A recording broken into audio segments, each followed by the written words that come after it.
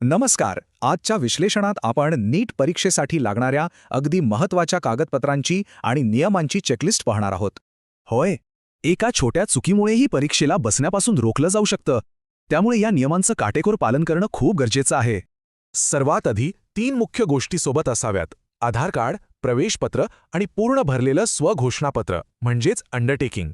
प्रवेशपत्रावर जिथे जागा दिली आहे बरोबर तिथेच पासपोर्ट साईजचा फोटो चिकटवणं अगदी बंधनकारक आहे.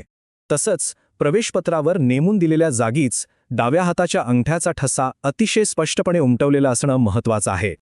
आता हे विसरू नका, NTAच्या वेबसाईटवरून डाउनलोड केलेल्या A4 कागदावरच पोस्टकार्ड साईजचा मोठा फोटो लावणं गरजेचं आहे.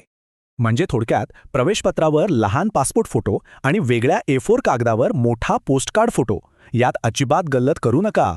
आता हा 2 आकडा नीट लक्षात ठेवा, कारण सोबत बरोबर 2 अतिरिक्त पासपोर्ट फोटो नेणं सक्तीचं आहे. हे फोटो अर्जातल्या फोटोसारखेच हुबेहूब असावेत. ते परीक्षा केंद्रावर हजेरी पत्रकावर म्हणजेच अटेंडन्स शीटवर चिकटवले जातील. स्वतःची पाण्याची बाटली न्यायची असेल तर ती पूर्णपणे पारदर्शकच असावी. रंगीत किंवा डिझाईन असलेल्या बाटलीला सक्त मनाई आहे.